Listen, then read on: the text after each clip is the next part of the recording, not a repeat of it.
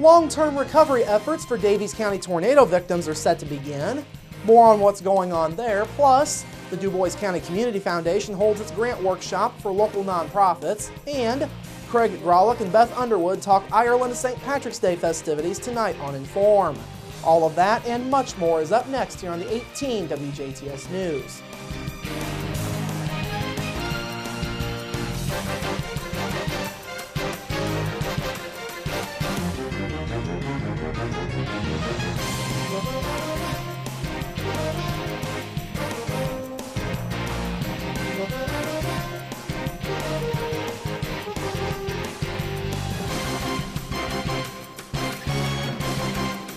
Hello, I'm Bradford Raths. We begin tonight with 2 Jasper men being taken into custody on felony battery charges stemming from separate incidents. Just after 8:30 last night, Jasper police were called to an apartment in the 600 block of West 36th Street. When they arrived, an unnamed woman told police that 32-year-old Charles McDowell had battered her and her 3-year-old child. McDowell was taken into custody and was lodged in the Dubois County Security Center. Then at 8:35 last night, police were called to a second incident that took place at an apartment in the 1400 block of Main Street.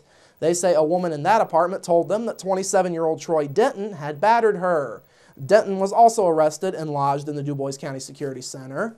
McDowell is facing Class D felonies for battery on a child less than 14 years old and battery in the presence of a child younger than 16. Denton is facing a Class D felony for domestic violence. Tornado recovery efforts in Daviess County are now beginning to move forward. Several community volunteer groups, including the United Methodist Committee on Relief, are beginning to coordinate volunteers as the long-term recovery effort in the county begins to move forward. Immediately following the tornado, volunteers came in to take care of stabilizing the homes that had been hit. Daviess County Organization's Active and Disaster Case Manager, Sherry Davis, says 6 homes in all were unlivable after the tornado. She says 29 families in all are going through the various stages of the recovery process. Now, it's been nearly 4 months since the tornado ripped across the western part of Daviess County and through the city of Washington. The EF2 tornado damaged more than 100 homes and businesses. Of those, 33 were completely destroyed. That tornado was one of more than 20 that hit Indiana back on November 17th. That marks the second largest one-day outbreak of tornadoes in state history. The state filed 2 applications with FEMA for aid to Boone, Daviess, Fountain, Grant, Howard, and Tippecanoe counties. Both applications were denied, and the Small Business Administration has since stepped in with a loan program of their own. Applications for that program are still being accepted. The deadline to file applications over damage to personal or business property is April 7th. Applications for loans to assist with financial damages are due on November 5th. It's tax season once again, and county officials are reminding folks to file their necessary paperwork. In a news release, Dubois County Assessor Gail Grammelspacher says those folks who own, hold, possess, or control any farm or business equipment as of March 1st need to file their personal property assessments. The deadline to file this year's assessments in Dubois County is May 15th. Grammelspacher says folks who own farm equipment must file personal property forms 102 and 104, while those that own business equipment will need to file forms 103 and 104. A $25 penalty will be assessed to folks who do not complete the forms by May 15th. Additionally, a penalty equal to 20% of what you owe in taxes will be added on if a return is not filed within 30 days after that deadline. The necessary paperwork is now available at the County Assessor's Office. You can go online to in.gov/DLGF or to DuboisCountyIN.org/forms/index. Questions may be directed to the Assessor's Office at 481-7010. The Dubois County Sheriff's Department's website now has a bit of a new look. The site has now expanded to include new information. This includes police reports, information on tax warrants, and a sex and violent offenders registry, among other links. The site also includes links to the Jasper, Huntingburg, and Ferdinand Police Departments, along with the Indiana State Police Jasper Post and the FBI. The site also has the listing of current inmates in the Dubois County Security Center. That feature had previously been available and is one of those that did not change with the site upgrade. The new site is online at DuboisCountySD.com. Speaking of law enforcement, troopers with the Indiana State Police Jasper Post will be conducting a sobriety checkpoint in Dubois County tomorrow evening. The checkpoint will be at an undisclosed location within the county.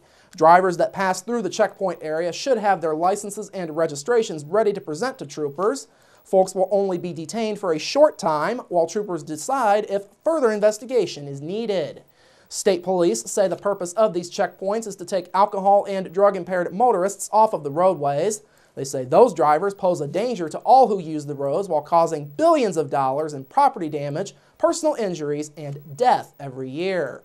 State police say there are several things that you can do to avoid being over the limit and under arrest. These include planning ahead and designating a sober driver, don't drive if you've been drinking, and never provide alcohol to anyone under the age of 21. Motorists who encounter another vehicle that is being driven erratically are asked to call the Jasper State Police Post at 482-1441 or 1-800-742-7475. You will be asked to provide a description of the vehicle, its location, and its direction of travel. Local nonprofit organizations got the chance to see changes in how they will be applying for grants. This morning, the Dubois County Community Foundation hosted its second grant workshop. In all, 24 nonprofit organizations from across Dubois County were registered for this morning's event. They included Dubois Strong, TriCap, and Crisis Connection, among others. Now, this year marks a restructuring for the grants application program at the DCCF. The foundation is moving to an open application process.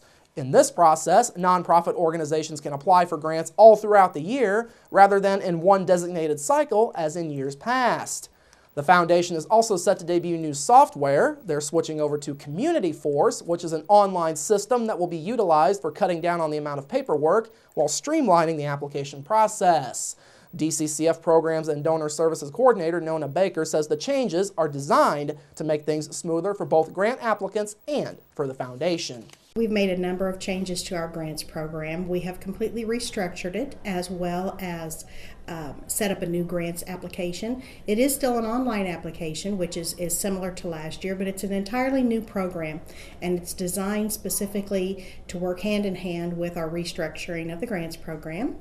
Baker says several new faces showed up that did not come to last year's workshop, which she says is a positive sign. This morning's workshop was led by DCCF volunteer Ed Tolucci. Tolucci has previous experience in grants administration, having worked in that area with the state of Indiana. We conclude the news portion of our broadcast this evening with young women getting the rare opportunity to hear from an Olympic athlete. Earlier today, the Young Women Lead Conference was held at the Jasper Arts Center and Rooksor Gym on the Vincennes University Jasper campus. The women in attendance heard a keynote speech from three-time Olympian Emily Cook. Cook, who recently returned from competing in the Sochi Olympics, has been a freestyle skier and gymnast since the age of 4. She made her skiing debut when she was 17. Cook says her experience in Sochi was definitely a memorable one. Sochi was an incredible experience. This is my third Olympics, so I've had the chance to represent Team USA 3 times now, and every time it's an amazing honor. Walking into the opening ceremonies with my teammates is something that is, it's unexplainable, the amount of emotion that comes with that and the pride that comes with that. So I love the Olympic movement, and I'm very proud to be a 3-time Olympian. Cook says it's exciting to be able to give back to others, and she says she is hopeful that her speech helps the girls in attendance to strive for their best going forward. The most important thing I want them to take away is that they can reach their dreams, and that the process to get there is really the most fulfilling part, to be a part of this amazing journey where that you're putting your heart and soul into something that's incredibly important, and to pass on the lessons that you learn along the way to the people around you. That's incredibly fulfilling and something that's made a huge difference in my life. Cook has been an athletic ambassador for a number of years. She founded a mentoring program known as Visa Champions Creating Champions back in 2002. Now, this year was the second year that the Young Women Lead Conference was held in Jasper. The young women in attendance represented school districts in Dubois and surrounding counties. Themes of the day-long conference ranged from being wise with money to the importance of getting an education. All right, coming up after the break, your local forecast, sports with Kurt Gooksell, and Inform featuring Craig Grolick and Beth Underwood. That's all up next here on the 18 WJTS News. Local people watching local people.